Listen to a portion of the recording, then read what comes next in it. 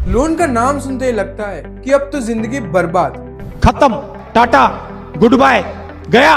पर कभी कभी कुछ उधार जिंदगी बना भी देते हैं तो कुछ सिर्फ टेंशन ही देते हैं। तो आज हम बात करेंगे good debt versus bad debt के बारे में, सिंपल भाषा में रियल लाइफ एग्जांपल के साथ। तो वीडियो एंड तक जरूर देखना। तो चलिए शुरू करते हैं। सबसे पहले आपके दिमाग में क्वेश्चन आ रहा होगा, what is good debt? Good debt वो होता है जो फ्यूचर को बेटर बनाए। ऐसे लोन्स जो इनकम बढ़ाए, स्किल अपग्रेड करे या कोई असेट क्रिएट करे। फॉर एग्जाम्पल एजुकेशन लोन, जब आप हायर स्टडीज या स्किल डेवलपमेंट के लिए लोन लेते हो जिससे फ्यूचर में आपकी सैलरी या इनकम बढ़ सकती है, तो ये एक अच्छा लोन होता है। सेकंड है होम लोन, जब आप अपना घर खरीदने के लिए लोन लेते हो, जहां रेंट देने की बजाय आप अपनी खुद की प्रॉपर्टी में शिफ्ट होते हो, तो ये एक असेट बनाता है और लॉन्ग टर्म में बेनिफिशियल होता है। जब आप अपना बिजनेस स्टार्ट या ग्रो करने के लिए लोन लेते हो जिससे प्रॉफिट कमाने का चांस बनता है, तो ये भी एक गुड डेट है। आसान भाषा में कहे तो लोन से आप पैसे कमा रहे हो या कोई असेट बिल्ड हो रहा है, तो ये गुड डेट है।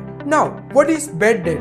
बैड डेट वो होता है जो आपके पॉकेट से पैसे निकालता है पर आपको उसका कोई लॉन्ग टर्म रिटर्न नहीं मिलता, सिर्फ खर्च होता है, वैल्यू नहीं बनती। एग्जाम्पल, क्रेडिट कार्ड ईएमआई पे फोन, जब आप क्रेडिट कार्ड से ईएमआई पे फोन लेते हो लेकिन जब तक आप पूरा पैसा चुकाते हो तब तक उस फोन की मार्केट वैल्यू आधी से भी कम हो जाती है। Number 2, personal loan for wedding, जब आप शादी के लिए 5 लाख का पर्सनल लोन लेते हैं। फंक्शन एक दिन का होता है पर लोन कई सालों तक चुकाना होता है। जब आप सिर्फ दिखावे के लिए कार ले लेते हैं बिना डेली जरूरत के, तो उसकी ईएमआई और मेंटेनेंस आपकी मंथली इनकम पे अननेसेसरी प्रेशर डालता है। इन शॉर्ट, लोन से सिर्फ खर्चा हो रहा है और कोई रिटर्न नहीं मिल रहा, तो एक बैड डेट है। तो अगली बार आप जब भी कोई लोन लेने जाओ तो अपने आप से ये 3 सवाल जरूर पूछना। क्या इस लोन से मेरी इनकम बढ़ेगी? क्या मुझे इससे लॉन्ग टर्म वैल्यू मिलेगी? क्या मैं बिना इसके भी काम चला सकता हूँ? अगर सिर्फ इमोशनल होके या लोग क्या कहेंगे वाली फीलिंग है, अगर जवाब हाँ है